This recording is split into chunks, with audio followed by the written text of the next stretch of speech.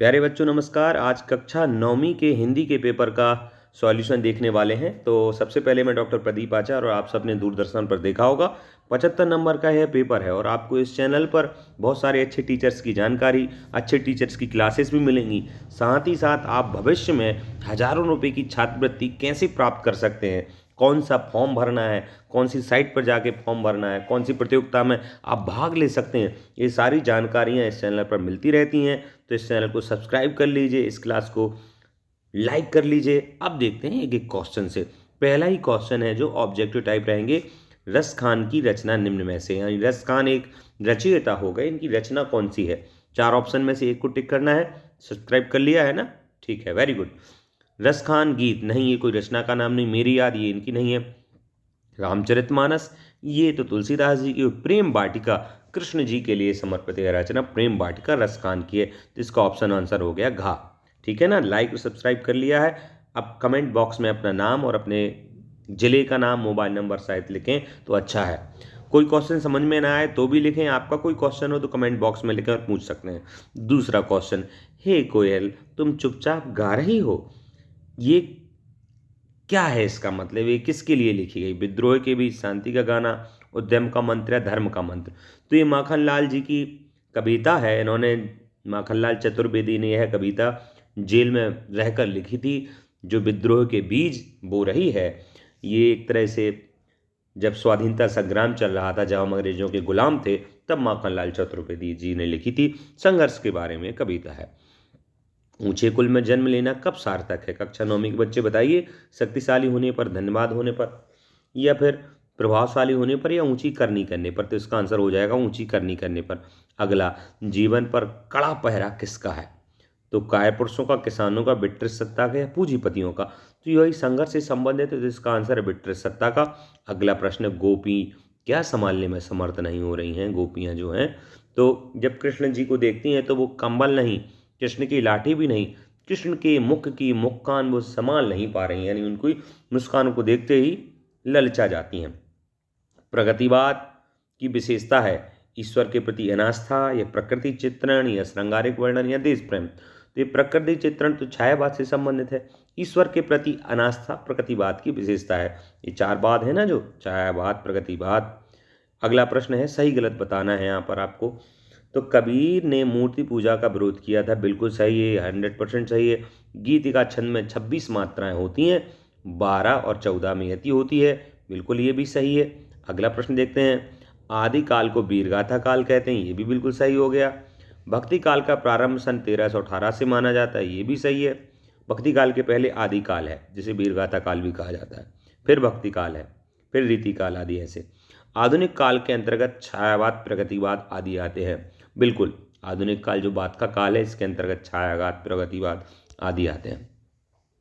अब चारूचंद की चंचल किरणें पंक्ति में अनुप्रास अलंकार है, क्या ये सही है या गलत है। तो ये सही है, हाँ, क्योंकि अनुप्रास अलंकार में एक ही वर्ण की बार बार आवृत्ति, तो चा चा चा बार बार आ रहा है।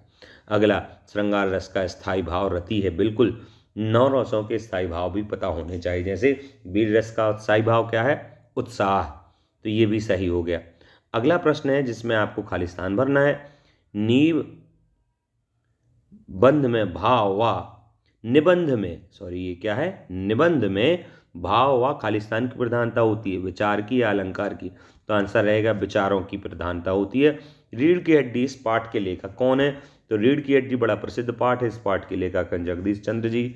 अगला है, विज्ञापन और प्रसार के सूक्ष्म तंत्र हमारी क्या बदल रहे हैं, धार्मिकता या मानसिकता। तो हमारी मानसिकता बदल रहे हैं। हमारी नई संस्कृति खालिस्तान की संस्कृति है, हमारी नई संस्कृति अनुकरण की संस्कृति। हम जो देखते हैं ऐसा करने लगते हैं। रीढ़ की हड्डी है एकांकी, जो जगदीश चंद्र माथुर साहब की है, खालिस्तान पर आधारित है, तो वैवाहिक समस्या पर आधारित है। इसका पहला ऑप्शन। अकेलापन की खालिस्तान की और, अकेलेपन का खालिस्तान ही कुछ और है। तो मजा या सजा, तो अकेलेपन का मजा ही कुछ और है, इसका ही हो जाएगा। उपभोक्ता संस्कृति किसको हिला रही है।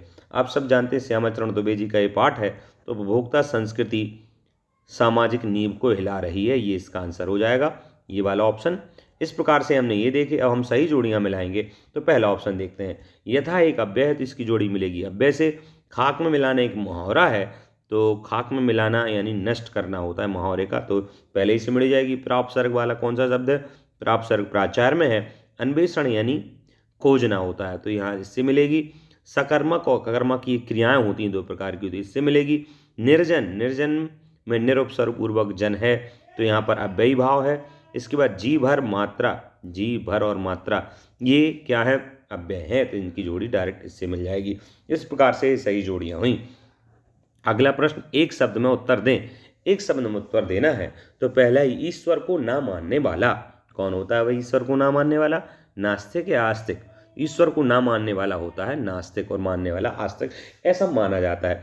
एक और जैसे आ सकता है, दूसरों को उपकार को जो माने, जैसे किसी ने किसी पर उपकार किया तो दूसरों के उपकार को मानने वाला होता है कृतज्ञ, है ना। और जो नहीं मानता है दूसरे के उपकार को, वो कृतज्ञ, ठीक है ना।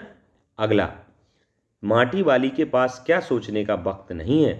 तो ये क्वेश्चन में से हट गया है, फिर भी दिया है, कोई बात नहीं, आपके कोर्स से अपने भाग्य के बारे में सोचने को वक्त नहीं है, ये इसका आंसर हो जाएगा। कृतिका एक खालिस्तान खंड की पुस्तक है। कृतिका नाम की जो आपकी कोर्स में पुस्तक है वो पद्य साहित्य या गद्य? तो उसमें गद्य कहानियां हैं, तो दूसरा ऑप्शन सही रहेगा। ठाकुराइन के सामने घर से माटी वाली के पास आने वाली लड़की का नाम है रमाया कामनी, आपको आंसर बताना है, ये मैं आपके लिए छोड़ रहा हूँ, ठीक है। माटी वाली इस कहानी में कहाँ के बांध की चर्चा है? टेहरी, टेहरी एक शहर भी है, टेहरी बांध है, तो टेहरी के बांध की चर्चा है। विवाह को बिजनेस कौन मानता है? तो गोपाल दास जी मानते हैं विवाह को बिजनेस। अगला प्रश्न है, सूरदास जी की रचनाएं बताइए। तो सूरदास जी की रचनाएं बड़ी प्रसिद्ध हैं, सूर सागर, सूर सारावली और साहित्य लहरी, ये मैंने आंसर में ही यहाँ लिख दिया है, तो आप इसके नाम पर इसे लाइक करने वाले हैं, ठीक है। अगला प्रश्न देखते हैं, तीनों रचनाएं हो गई सूरदास जी की। प्रेमचंद जी की रचनाएं लिखिए।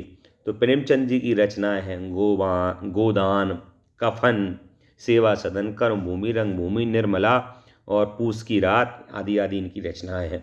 दो बैलों की कथा में बैलों के नाम क्या थे? ये दो बैलों की कथा जो है मुंशी प्रेमचंद जी की है, जिनमें बैलों के नाम क्या थे? हीरा मोती, ये बैलों के नाम थे। इसमें किसका वर्णन है? लेखक मुंशी प्रेमचंद जी, और भारतीय स्वतंत्रता संग्राम की कहानी इसमें है, और दोनों की मित्रता को बहुत अच्छे से इस कहानी में बताया गया है। अगला जो बहुत महत्वपूर्ण प्रश्न है, गद्य की प्रमुख और गौण विधाओं का, प्रमुख यानी मुख्य और गौण यानी जो बहुत ज़्यादा मुख्य नहीं पर उसी के अंतर्गत आती हैं। तो मुख्य विधाएं 6 हैं गद्य की। कहानी, नाटक, एकांकी, उपन्यास, आलोचना और निबंध, ये 6 मुख्य विधाएं हैं। और रिपोर्टाज, आत्मकथा, डायरी, जीवनी, पत्र साहित्य, संस्मरण, ये मुख्य विधाएं नहीं है। तो ये मुख्य विधाएं और गौण विधाएं हो गई, ठीक है।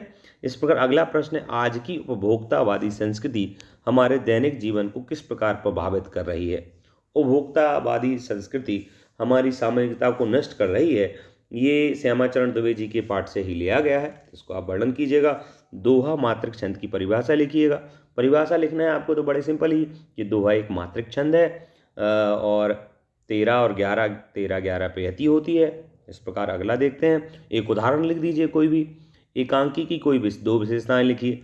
एकांकी जीवन के किसी खंड की एक घटना होती है और एक ही अंक में समाप्त हो जाती है। एकांक किसी संवाद से संबंधित होती है और ये किसी संघर्ष को बता रही होती है। एकांकी ये विशेषताएं हो गई, संघर्ष को बताती है, किसी एक घटना को लिए रहती है, एक अंक की होती है, एक बार में समाप्त हो जाती है। काव्य किसे कहते हैं? किन्हीं दो महाकाव्यों का नाम और रचनाकार बताइए। तो काव्य किसे कहते हैं भाई?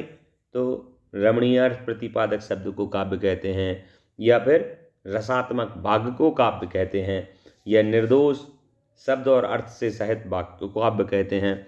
और दो रचनाएं बतानी हैं, तो जैसे तुलसीदास जी की है रामचरितमानस, या फिर पद्मावत है मलिक मोहम्मद जायसी की, या फिर एक और बहुत प्रसिद्ध नाम है कामायनी जयशंकर प्रसाद जी की, जो छायावाद के हैं।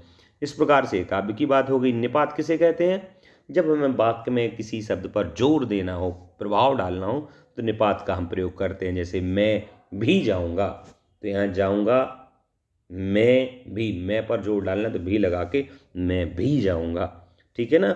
इस प्रकार से निपात हुए। अंधे की लाठी मुहावरे का अर्थ बताकर वाक्य में प्रयोग करना है। तो अंधे की लाठी यानी किसी कमजोर व्यक्ति का सहारा, तो ये अर्थ हो गया, इसका वाक्य में प्रयोग कर लीजिए। कि जैसे बुजुर्ग का इकलौता लड़का, उसकी लाठी उसे अंधे की लाठी के समान है, ठीक है। कबीरदास जी की काव्यगत विशेषताएं। कबीरदास जी की काव्यगत विशेषताएं आपको लिखना है। काव्य इनके कैसे थे, तो बड़े ही स्पष्टवादी थे, मूर्ति पूजा के विरोधी थे ही, पर काव्यगत विशेषताएं लिखनी तो मुक्तक छंदों में ही लिखते थे। अगला, छायावाद किसे कहते हैं, उनकी दो प्रवृत्तियां बताइए। तो छायावाद किसे कहते हैं, तो सबसे पहले तो ये मैंने लिख दिया है, स्थूल के प्रति सूक्ष्म का विद्रोह, प्रकृति, नारी का महत्व और रहस्यवाद आदि जैसी चर्चाएं छायावाद में है।